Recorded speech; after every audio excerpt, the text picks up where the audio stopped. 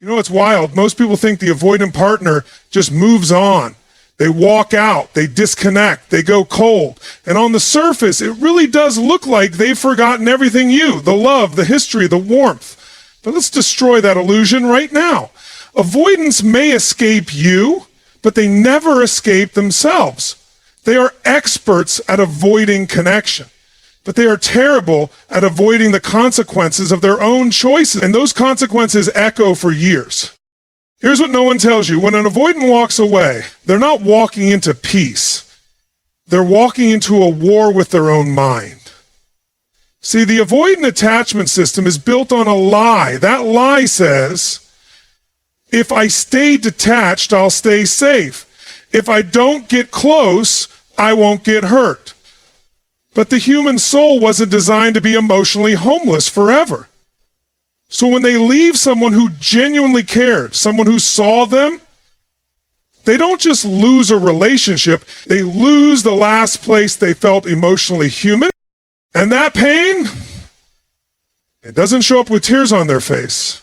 It shows up in silence, shows up in distraction, in new flings that mean nothing, in overworking, in compulsive behaviors, in suddenly needing to control everything else in their life, because internally they know they've lost the one thing they couldn't control, the depth of what they felt for you. And they regret the way they threw it away, even if they'll never say it out loud. Avoidants don't mourn like secure people. They don't grieve with tears or conversation. They grieve with avoidance. They grieve by pretending it never mattered. But here's the truth. The regret begins the moment you stop trying, the moment you stop checking in. That's when it hits them, and it's brutal, because now they have no more control. You're no longer a part of their system. You've pulled the plug. Now, they're alone with what they did. Most people think the avoidant feels powerful when they push you away. No, that power is fleeting. It's illusion. The real lasting feeling, regret. Lingering, stubborn regret.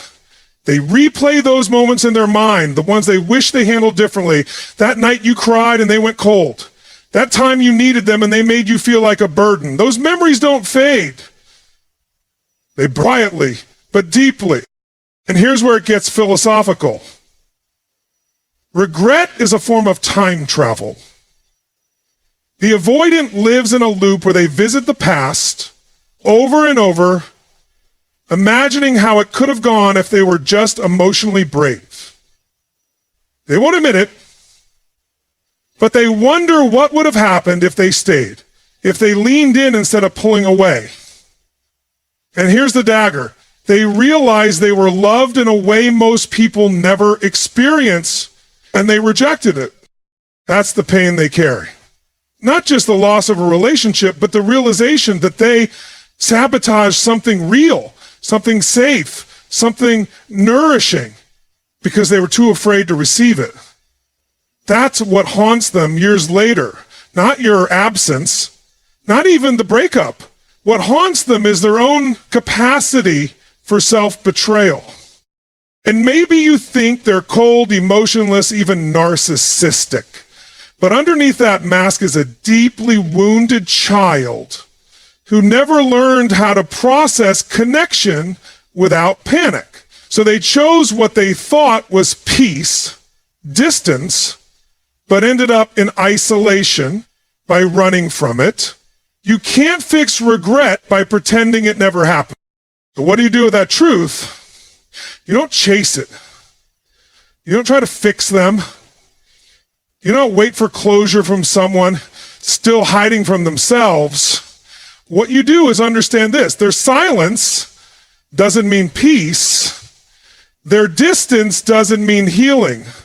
And their life without you, it's not as clean as it looks. Let them walk. Let them disappear. Let them wear the mask. But know they're still carrying you, not the version of you they rejected, but the version they secretly wish they could have kept, the one they weren't strong enough to hold. And that's the tragedy they live with, quietly, secretly, year after year. Because no matter how far they run, avoidants never escape the one thing they fear most: their own reflection in the mirror of someone who truly loved them. Let me tell you something very few people understand, especially those who get caught in the cycle of loving and avoiding. They don't miss the relationship the way you think they do. They don't sit around crying over pictures or playing old songs on repeat like someone with a secure or anxious attachment might. But make no mistake, they do miss something. And what they miss, what they cannot let go of even years later, is the emotional safety you gave them. That's the one thing they can't recreate, no matter how many people they distract themselves with. You see, emotional safety is rare, especially for someone with an avoidant attachment style.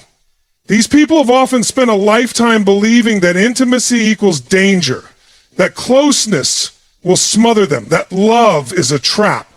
But when they meet someone who is calm, consistent, non-reactive, someone who doesn't attack or abandon at the first sign of vulnerability, it cracks something open inside them. Even if they don't know how to name it, they feel it.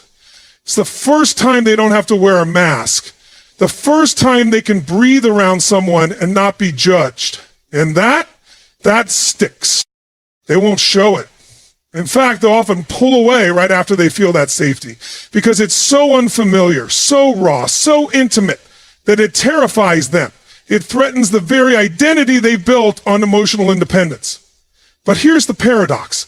Even though they run from it, they remember it. Not with nostalgia, with longing, with a haunting recognition that they felt home for the first time in their life, and then walked out the door. They try to replace it. Oh, believe me, they try.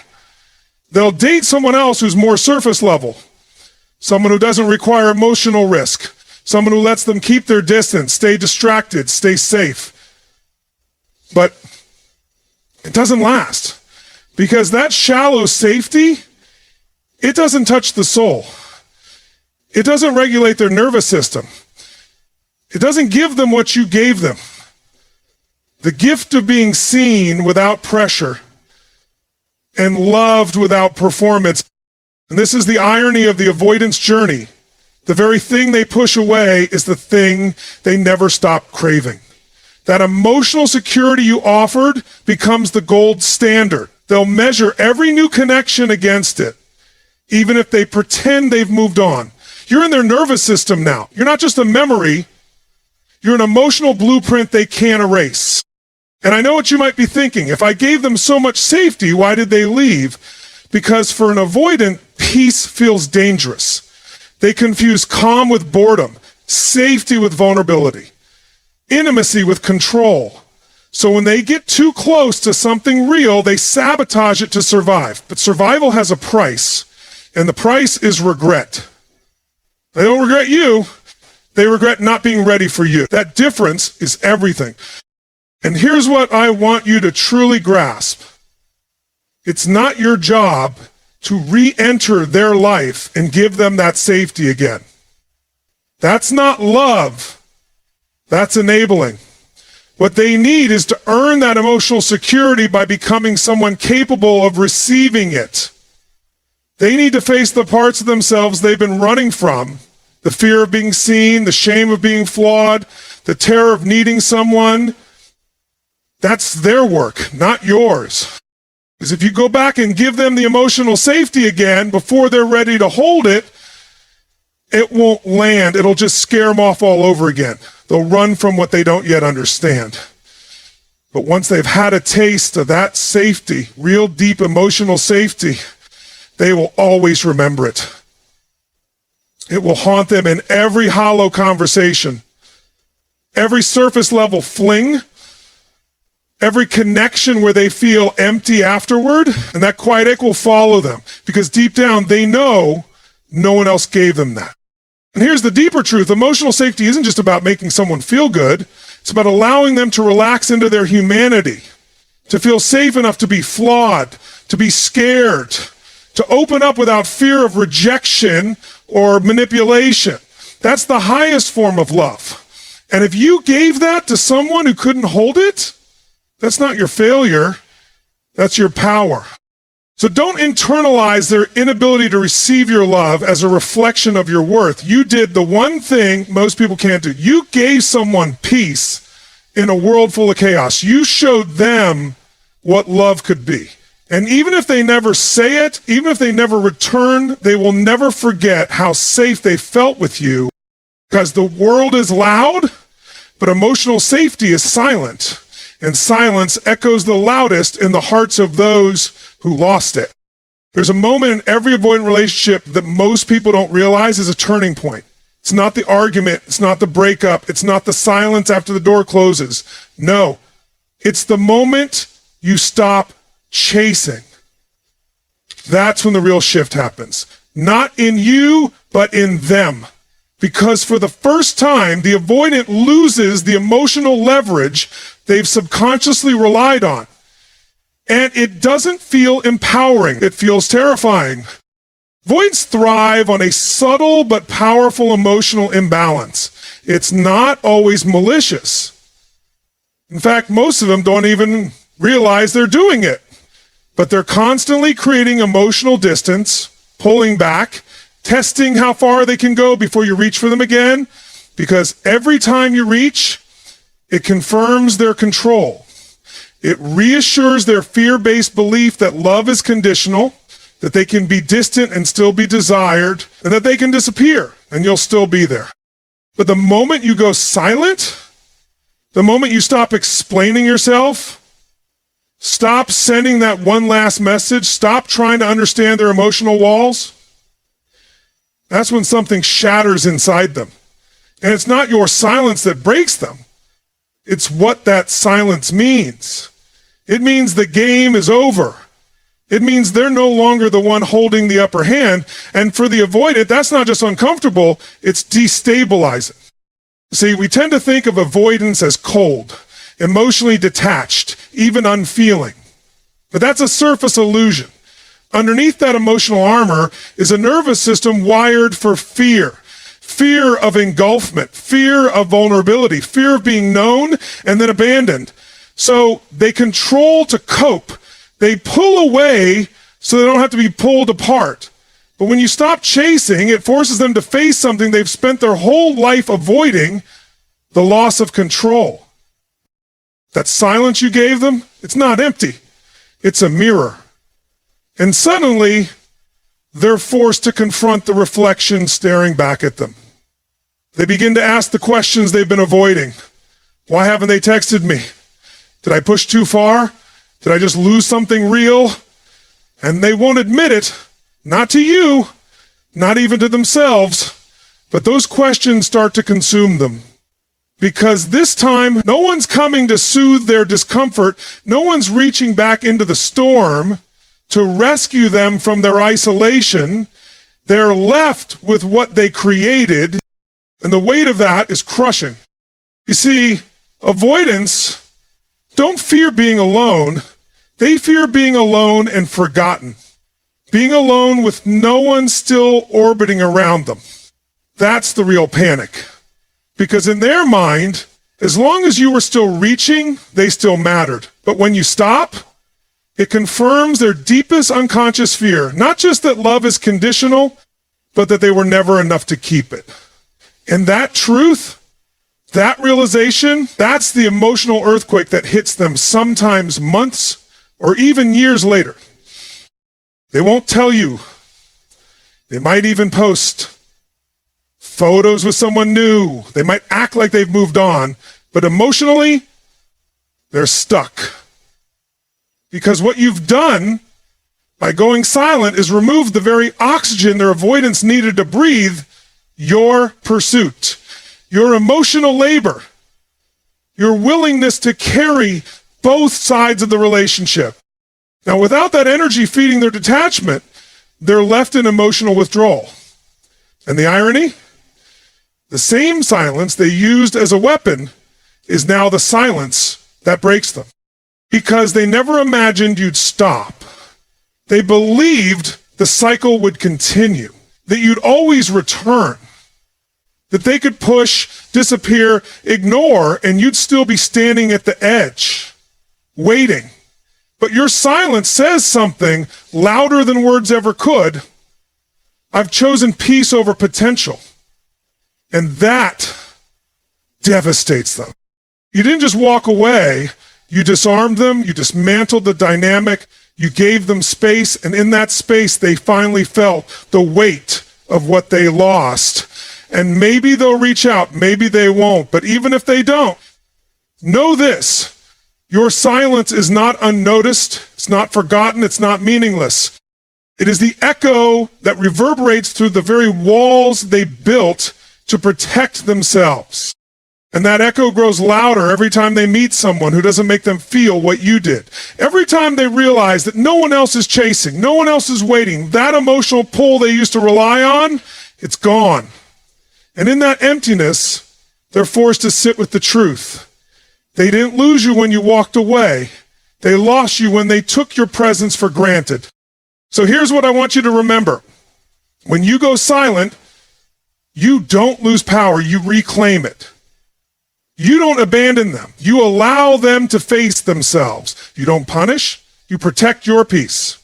And in doing so, you send the most profound message of all. You can no longer access me through chaos. You only had access when I loved you, and you lost that when you refused to love me back. Let that be the message they sit with, long after the noise has faded.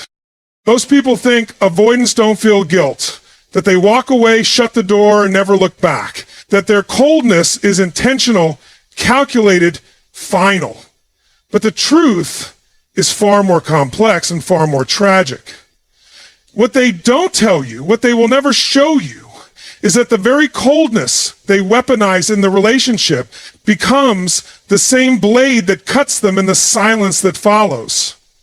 Not immediately, but day by day, year by year, it replays. And eventually, it haunts them. Because here's what nobody talks about. Avoidants have memory, deep memory, not just of events, but of emotional moments, especially the ones where their actions contradicted their feelings, and they know exactly when they should have stayed instead of leaving. They remember the look on your face when they pulled away. They remember the tone in your voice when you said, I just needed you to show up, and they know they didn't. Now, they might have justified it in the moment. Maybe they said you were too needy, too emotional, too much. Maybe they convinced themselves that detaching was the mature thing to do. But the body keeps score, and so does the soul. And eventually the emotional truth rises to the surface. Because their silence didn't bring peace. It brought replays, flashbacks, echoes of what could have been, regrets wrapped in memories. You have to understand something about avoidance. When they shut down, when they dismiss your pain, it's not because they don't feel anything. It's because they feel too much. So they shut off, they numb, they disconnect as a form of self-protection. But here's the problem. When the relationship is over and the emotional triggers are gone, there's nothing left to run from but themselves. And suddenly the walls that used to keep you out become the prison that keeps them locked in. And in that prison, they replay their own behavior. Not just once, but over and over again, like a mental punishment. And the scenes that hit the hardest are never the dramatic arguments. It's the quiet moments, the ones they dismissed at the time, the text you sent that they ignored, the subtle signs of your emotional exhaustion, the final goodbye they brushed off like it meant nothing. They see it now in perfect clarity, but now it's too late. That's what most people don't realize. Avoidants are haunted not by your presence, but by your kindness. The very thing they took for granted, the love they labeled too much, becomes the exact thing they crave when they're lying awake, alone, wondering why no one else feels like home.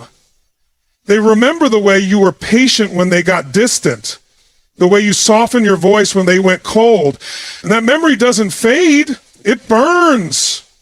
Quietly, yes. Silently, always, but deeply. because they know they didn't give back what they received. And here's where the philosophical piece comes in. What avoidants carry is not just guilt, it's emotional debt. A debt of unspoken words, a debt of withheld affection, a debt of moments where they could have been vulnerable and chose silence instead. And that debt accumulates over time. It doesn't go away when they move on. It doesn't dissolve in the arms of someone new. It stays. Because what they're really haunted by is the person they could have been, but weren't. Think about that. They're not just haunted by the loss of you, they're haunted by the loss of the version of themselves they never became. The version who showed up, the version who stayed, the version who didn't run. That version was born in the space you created, in the emotional safety you gave, and when they chose fear instead of courage,